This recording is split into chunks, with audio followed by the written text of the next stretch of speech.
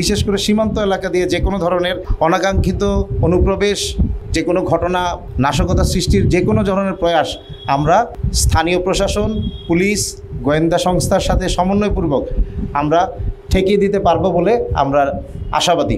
পুজো মণ্ডপগুলোতে সার্বক্ষণিক নিশ্চয়তার লক্ষ্যে সকলের সাথে সবসময় সমন্বয় জারি রাখব। আমি আপনাদের ময়মনসিংহ ব্যাটালিয়ন 19 বিজিবি এর পক্ষ থেকে অধিনায়ক বলছি এবং আমি আপনাদের জানাতে চাই যে সনাতন ধর্মাবলম্বীদের সর্বোচ্চ এবং সবচেয়ে বড় উৎসব যেটা শারদীয় দুর্গাপূজা, এই দুর্গাপূজা শান্তিপূর্ণ ও নির্বিঘ্নে উদযাপন নিশ্চিত করতে ময়মনসিংহ এবং শেরপুর জেলার সীমান্ত এলাকায় কঠোর নিরাপত্তা প্রদানের জন্য আমাদের ব্যাটালিয়ন আজ 24 সেপ্টেম্বর 2025 তারিখ থেকে 10 প্লাটুন বিজিবি মোতায়েন করেছে এবং আমাদের ময়মনসিংহ সদরে 2 প্লাটুন সদস্য আমাদের রিজার্ভ আছে স্ট্রাইকিং ফোর্স হিসেবে কাজ করার জন্য।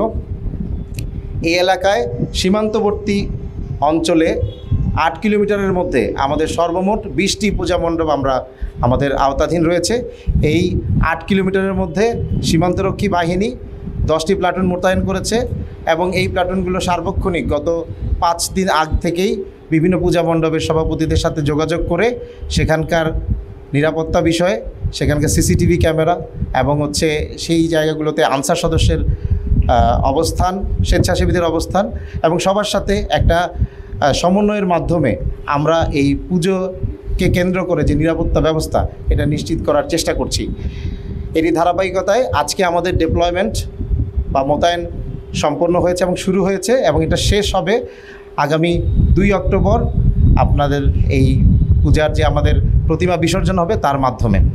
আমরা আশা করছি এবং আমরা জানি যে এই এলাকার মানুষ অনেক আগ থেকেই এই ময়মনসিংহ শেরপুর এলাকার মানুষ পাশাপাশি বসবাস করছেন, বিভিন্ন ধর্মাবলম্বী এবং খুবই সুন্দর সম্পর্ক এবং আমরা চাই এই সম্পর্কটা সুন্দর থাকুক এবং সুন্দরভাবে হোক।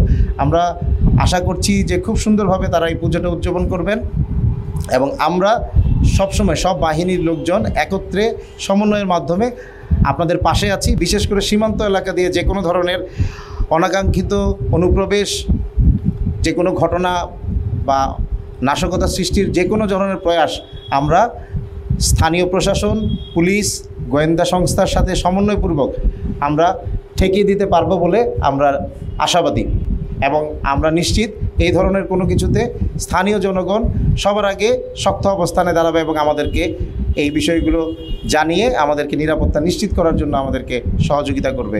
আমি সবার সাথে কথা বললাম অত্যন্ত আন্তরিকভাবে। ওনারা বলেছেন যে এই পর্যন্ত কখনোই এই এলাকায় কোনো ধরনের দুর্ঘটনা হয়নি এবং ওনারা চান যে এইবারও যাতে সুন্দরভাবে হয় এবং ওনারা আশাবাদী।